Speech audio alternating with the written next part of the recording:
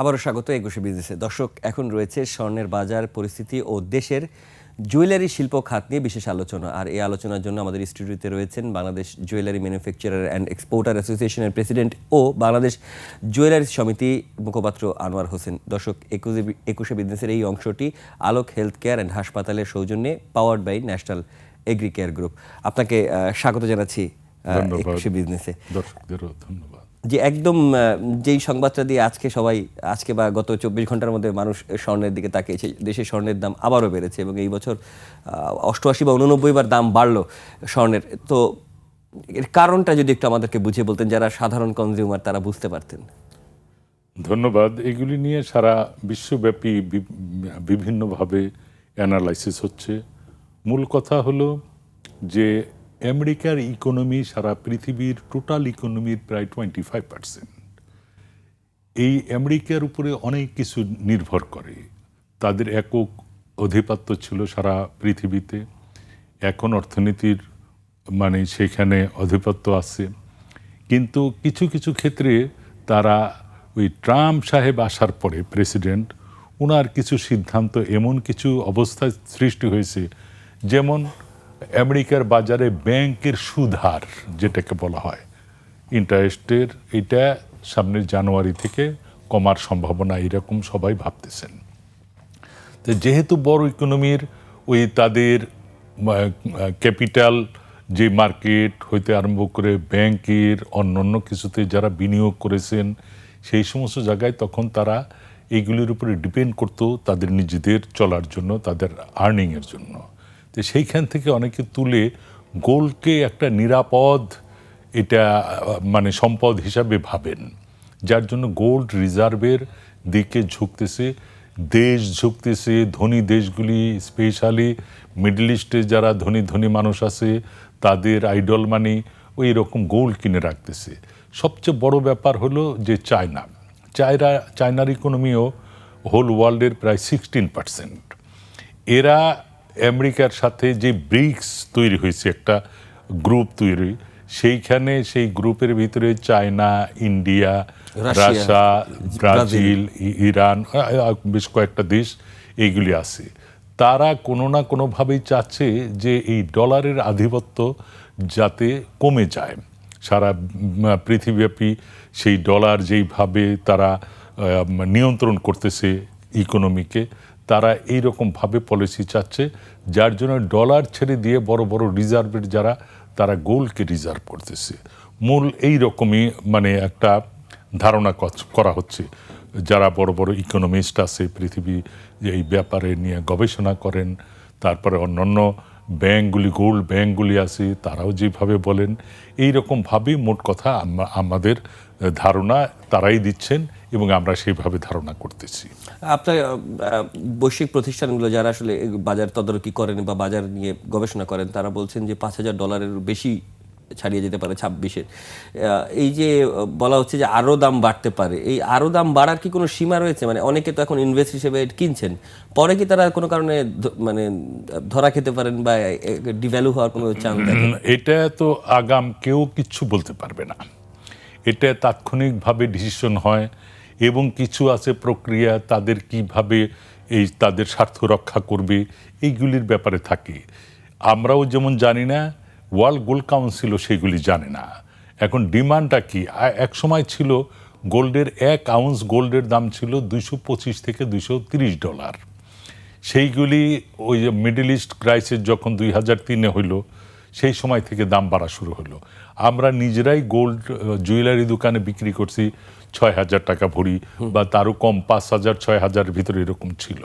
সেইটা বাড়তে বাড়তে যখন 10,000 হইল, তখন আমরা ভাবছি, অনেক জুয়েলারি ব্যবসায়ীরা ভাবছে যে এটা এত দাম বেড়ে গেল আর না বাড়ার সম্ভাবনা। তখন পুরানো গোল্ড যারা কিনতো তারাও আবার ফেরত দিয়ে টাকা নিয়ে যেত।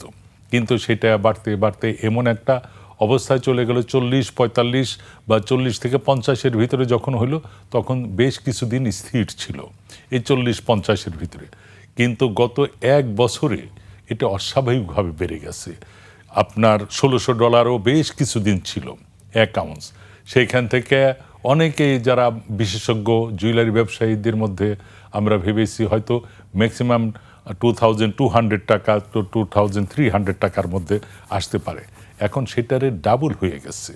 তো যার জন্য কেউ আমরা বলতে পারি না, আমরা যদি আগে বুঝতাম, জুয়েলারি ব্যবসায়ীরা যদি বুঝতো, তাহলে হয়তো আমি আমার অনেক সম্পদ ছেড়ে দিয়ে এই গোল্ডকে রিজার্ভ করতাম বা ব্যাংক থেকে নিতাম কোনো না কোনোভাবেই। যার জন্য ভবিষ্যতের ব্যাপারটা একেবারেই অনুমান করতে পারি না। আমরা কিছুটা অনুমান করি, সেটা হলো যে এটা বাড়ার সম্ভাবনাটাই বেশি। এই $5,000 হবার সম্ভাবনা পার আউন্স, মানে সেই ক্ষেত্রে কিন্তু এমনও ভবিষ্যৎবাণী করা হচ্ছে যে বাংলাদেশের গোল্ডের দাম হয়তো 3 লাখ টাকা হয়ে যাবে। এটা অস্বাভাবিক কিছু না, তার কারণ যেটা ছিল 6,000 টাকা সেটা এখন 2,30,000-এর কাছাকাছি চলে গেছে। তো এই 3 লাখ টাকা তো বাকি কতটুকু হইতে পারে, এটা হওয়ার সম্ভাবনা যথেষ্ট আছে এই অবস্থায়। আচ্ছা, এরকম একটা জায়গায় যখন রয়েছে দেশের রূপারও দাম বেড়েছে, মানে স্বর্ণের যে দাম ছিল আজকে থেকে কয়েক বছর আগে, রূপার দাম আজকে রূপার দাম এই এক বছরে 135% বেড়েছে। মানে এটি কি স্বর্ণের দামের বৃদ্ধির সাথে সাথে এটার কোনো ইন্টারেস্ট নাকি এইখানে ধরেন এইটার ব্যাপারে তো এরকম বৈশ্বিক রিজার্ভের কোনো অবস্থান ছিল না? বৈশ্বিক রিজার্ভ না, কিন্তু এটার ব্যবহারকারী বেড়ে গেছে যেহেতু স্বর্ণ ব্যবহার দাম ওইটা। আর পৃথিবীর বহু দেশে রূপার গয়নাও তৈরি হয়। এছাড়া ম্যাক্সিমাম মেটালগুলি এইরকম টাইপের অলংকারের সাথে ইনভলভ বা অন্যান্য কিছু রিজার্ভের, এই গোল্ডের সাথে সে সিলভারও কিন্তু রিজার্ভ করে। তো যার জন্য এই সিলভারের দাম বলেন, প্লেডিয়াম, প্ল্যাটিনাম, এইরকম অনেক কিছুর দাম, কোডিয়াম, এই সমস্ত জিনিসের সব কিছুরই দাম বেড়ে গেছে। এবং এইগুলির কিন্তু অ্যাকচুয়ালি শুধু গয়না হিসাবেই ব্যবহার হয় না। গোল্ড তো জানেন যে গয়না হিসাবে শুধু ব্যবহার হয় না এবং রিজার্ভ হিসাবে ব্যবহার হয় না। গোল্ড হলো একটা গুড কন্ডাক্টর, অর্থাৎ ইলেকট্রিসিটি সবচেয়ে স্মুথলি এবং কারেক্টলি এটার দিয়ে এই ডিভাইসগুলি তৈরি করা হয়, এগুলি দিয়ে চলে। যত ধরনের ইলেকট্রনিক্স ডিভাইস এখন পৃথিবীতে আসছে, আপনার মোবাইল তো হাতে হাতে, এটা তো আসি দামি মোবাইলের ভিতরে এইগুলি। এছাড়া মেডিকেল সায়েন্সে ব্যবহার হয়, স্যাটেলাইট সায়েন্সে ব্যবহার হয়। তারপরে এই যে প্রতিটা দেশ যুদ্ধের আর্মস তৈরি করতেছে, ড্রোন তৈরি করতেছে, অ্যাকুরেট ভাবে সব কিছু তৈরি করার জন্য গোল্ডের প্লেটিং করা হয়। তো এইরকম বিভিন্ন রকমের চায়নার কত শিল্প প্রতিষ্ঠান আছে, কত প্রোডাক্ট আছে, সেগুলি গোল্ডের কোডিং করা হয়, তারপরে গোল্ডের প্লেটিং করা হয় পৃথিবীর বিভিন্ন দেশে। আমি বুঝতে পেরেছি। আমি একটু অন্য জায়গায় যেতে চাই। সেটার সাথে আপনার যখন পরিচয় দিচ্ছিলাম, বাজুসের মুখপাত্রের বাইরেও বাংলাদেশ গোল্ড জুয়েলারি এক্সপোর্টার অ্যাসোসিয়েশনের জন্য প্রশ্নটা যাবে। সেটা হচ্ছে যে আপনি বলছিলেন অনুষ্ঠানে যাওয়ার আগে যে বাংলাদেশে গোল্ডের দাম বেশি, যে কারণে অন্য দেশের তুলনায়, যে কারণে বাংলাদেশে একটা গোল্ড আনার পর সেটা প্রস্তুত করে রেডিমেড গার্মেন্টটা যেরকমটা ছিল আমাদের, সেরকম যদি একটা ব্যবসার দিকে আমরা আগানোর চেষ্টা করি, যেহেতু আমরা ব্যবসা বহুমুখীকরণের কথা বলি, সেইটার ক্ষেত্রে আসলে বাধা হয়ে যাচ্ছে। কিন্তু আপনি বলছেন যে বাইরের থেকে তাহলে আমাদের দেশের গোল্ডের দাম বেশি কেন? ধন্যবাদ। বাইরের থেকে পৃথিবীর অন্যান্য দেশে সহজভাবে গোল্ড পাওয়া যায়, কারণটা হলো যে হয় গভর্নমেন্টের বিভিন্ন ব্যাংক ইস্যু করে ইন্টারন্যাশনাল মার্কেটের সাথে, একটা নেগলেট প্রিমিয়াম রেখে মার্কেটকে সচল রাখে। কিন্তু আমাদের দেশে সেই রকম কোনো স্কোপ নাই, গভর্নমেন্টও দেয় না। এবং বাইরে থেকে যে এনে এইখানে বিক্রি করবে, তার জন্য এক ভরি গোল্ড যদি আপনার ব্যাগেজ রুলে আসে, সেখানে 4,000 টাকা দিতে হয়, ট্যাক্স দিতে হয়। তাহলে 4,000 টাকা অটোমেটিক্যালি বেড়ে যাচ্ছে এইখানে। তারপরে সে যে বাইরে থেকে এত বড় কস্টিং, এখন এত ইনভেস্ট করতে হয়, বাইরে তো আর সে পকেটে করে ডলার নিয়ে যায় না, ওইখানে কোনো না কোনোভাবে মানি লন্ডারিং হয়, হুন্ডের মাধ্যমে আসে, সেইখানে একটা শেয়ার দিতে হয়, আসার খরচ আছে। এইগুলি মিলিয়ে যারা আনে তারা আবার দেয় এইখানে, যারা পিওর গোল্ডের ব্যবসা করে তাদের কাছে দেয়, ওখান থেকে আমরা সংগ্রহ করি। যারা শোরুমের বিজনেস করে তারা সংগ্রহ করে, অর্থাৎ 3 হাত 4 হাত ঘুরে বিদেশ থেকে আমাদের কাছে পৌঁছে। তো এইগুলি 4 জনকেই সেখানে মুনাফা করতে হয়, যার জন্য এখানে বেড়ে যায় গোল্ডের দাম। আর এক্সপোর্টের জন্য যদি ডিউটি ফ্রিতে, যেটা সে গার্মেন্ট বলেন অন্যান্য সেক্টরে বলেন, সেইখানে যদি এইরকম করে দিত যে না আমাদের এখানে এক্সপোর্টের জন্য ডিউটি ফ্রি করা যাবে, তাহলে বাংলাদেশের কারিগররা পৃথিবী বিখ্যাত কারিগর।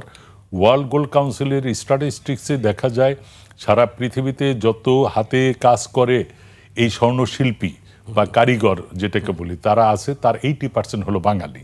তো এত চমৎকার একটা প্রোডাক্ট সারা পৃথিবীব্যাপী এত জনপ্রিয়, সেইটাকে আমরা বাজারজাত করার জন্য সঠিক পলিসি পাই না। আমরা এই বিষয়ে আরও কথা বলতে চাই, তবে দর্শক তার আগে একটা দিচ্ছি ছোট্ট একটা বিরতির, ফিরবো একটু পরেই, ততক্ষণ নিশ্চয়ই সঙ্গে থাকবেন।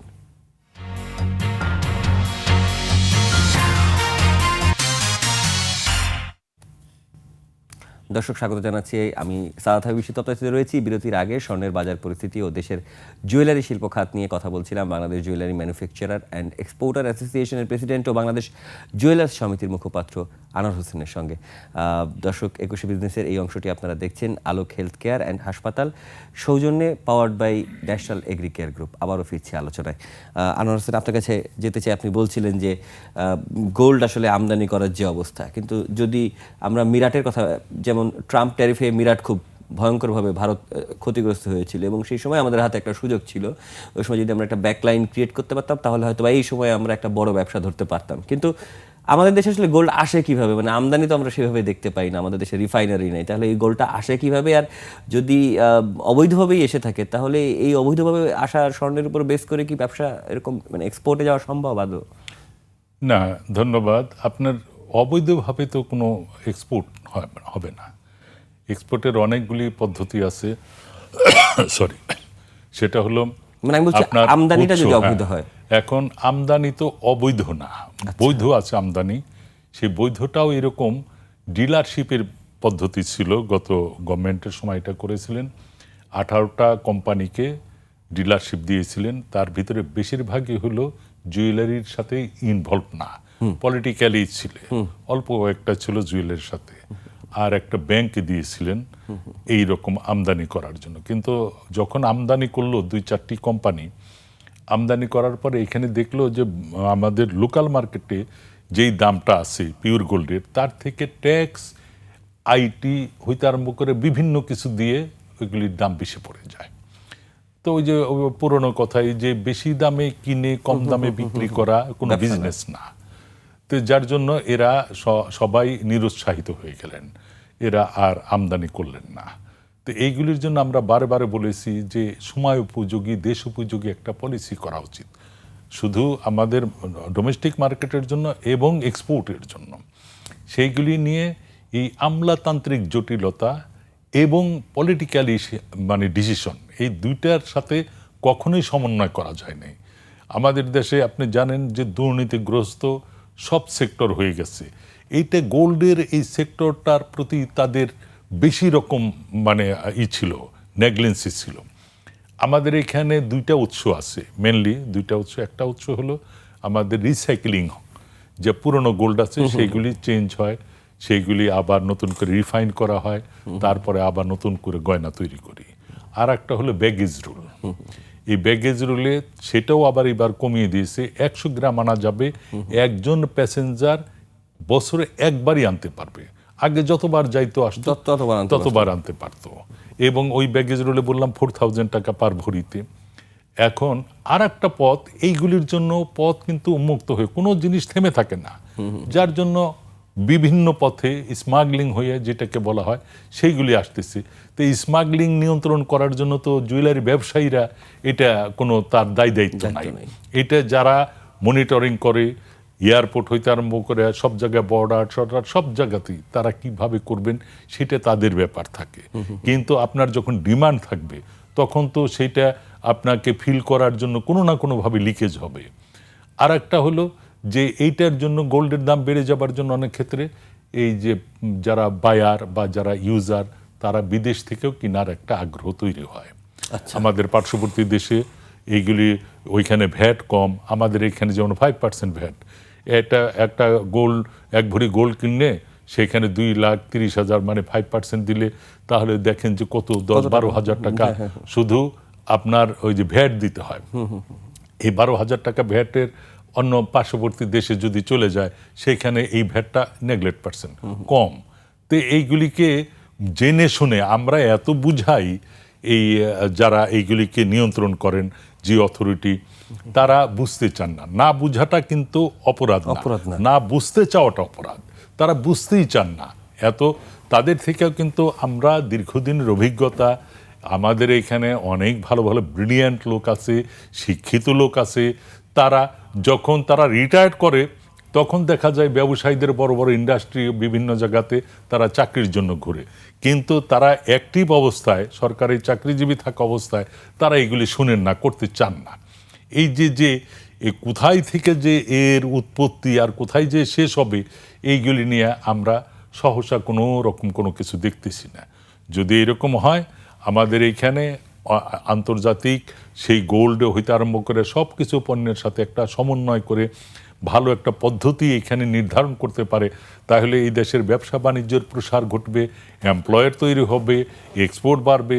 আমাদের গোল্ড হলো পৃথিবীর সবচেয়ে সুন্দর দামি পণ্য, সেইগুলিকে আমরা হাতের তৈরি গয়না হইতে আরম্ভ করে অনেক কিছুতে আমরা এক্সপোর্ট করতে পারতাম। আপনার পার্শ্ববর্তী দেশ ইন্ডিয়া $52 বিলিয়ন এক্সপোর্ট করে গোল্ড, অথচ আমাদের কারিগররা বেশি ওইখানে মাইগ্রেট করে যাচ্ছে। তো আমরা তাদেরকে ব্যবহার করতে পারছি না শুধুমাত্র দেশ উপযোগী, সময় উপযোগী পলিসি করার জন্য। যদি এটা পেতাম আমরা, আমাদের এখানে অনেক দূর এগিয়ে যেতাম। একদম শেষ প্রশ্নে রয়েছি, আপনি নিশ্চয়ই বলবেন যে যদি রপ্তানিমুখী করতে হয় তাহলে আমাদেরকে আমদানিতে এক ধরনের নীতিমালা আসতে হবে, সেটি ব্যাংকের মাধ্যমে হোক, থার্ড পার্টি কারোর মাধ্যমে হোক, বা যাদেরকে রিফাইনারির লাইসেন্স দেওয়া হয়েছে তাদের লাইসেন্স রিনিউ করে হলেও দেখ, যেভাবেই হোক এক ধরনের প্রক্রিয়ার মধ্যে আপনাকে আসতে হবে। আপনি বলছিলেন যে আমরা কয়েক বিলিয়ন ডলারের বাজার ধরতে পারি, কিন্তু এটা কি আপনার কাছে মনে হয় যে নিকট অতীতে এটা সম্ভব হবে, মানে নিকট ভবিষ্যতে সম্ভব হবে? এখন তো পলিটিক্যালি গভর্নমেন্ট নাই, যারা আছেন তারাও অনেক কিছু, অনেক বড় কিছু ভাবতে পারেন না। তার কারণ কোনটা ভাববেন, কোনটা কি হবে। এরপরে আফটার ইলেকশন, ন্যাশনাল ইলেকশনের পরে আমরা মনে করি যে তাদের বুঝাতে চেষ্টা করব, যাতে এই রকমভাবে আমরা আগাতে পারি। যদি দুর্নীতিমুক্ত করতে পারি, অর্থ হলো যে পলিসি যারা প্রতিবন্ধকতা সৃষ্টি করে পলিসি দিয়ে, আপনি এয়ারপোর্টে দেখেন যে হচ্ছে ধরতেছে কত কেজি, 2 কেজি 3 কেজি ধরলো, কিন্তু 300 কেজি আপনার কোনো না কোনোভাবে লিক হয়ে চলে গেছে। তো এইগুলিকে তারাও জানেন, কিন্তু এবং দেখবেন যে যারা তারা ধরা পড়ে, কিন্তু কেরিয়ার যে পাঠাইছে, যার গোল্ডগুলি বা যার ইনভেস্ট, তাকে কিন্তু ধরা পড়ে না। আপনার এমন হয়েছে যে কোথায় বম তৈরি করতেছে ওই মিরপুরের কোন ফ্ল্যাটে, সেইগুলি যে আইডেন্টিফাই করে ধরে ফেলে, আর আপনার একজন কেরিয়ার ধরার পরে যে মূল ব্যক্তি তাকে ধরতে পারে না। এটা একটা হাস্যকর ব্যাপার।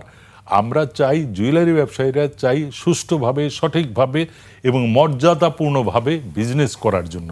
ওই যে কথায় বলবে স্মাগলার, ওই স্মাগলার মানে হলো কি?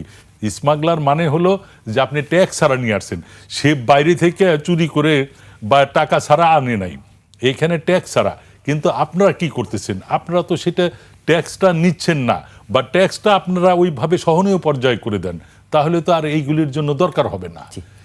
এই সমস্ত ব্যাপারগুলিতে আমরা চাই যে সঠিকভাবে এই দেশের মানুষরা, এই দেশের উইম্যানরা হইতে আরম্ভ করে সবাই যারা ইউজার আছে, তারা যেন সঠিকভাবে মর্যাদার সাথে ব্যবসায়ীরা ব্যবসা করতে পারে এবং তারা যাতে সহজভাবে পেতে পারে। অসংখ্য ধন্যবাদ যারা দর্শক, তাদেরও ধন্যবাদ। জি, আনোয়ার হোসেন, আপনি আমাদেরকে অসংখ্য ধন্যবাদ আমাদের সাথে এতক্ষণ যুক্ত থাকার জন্য।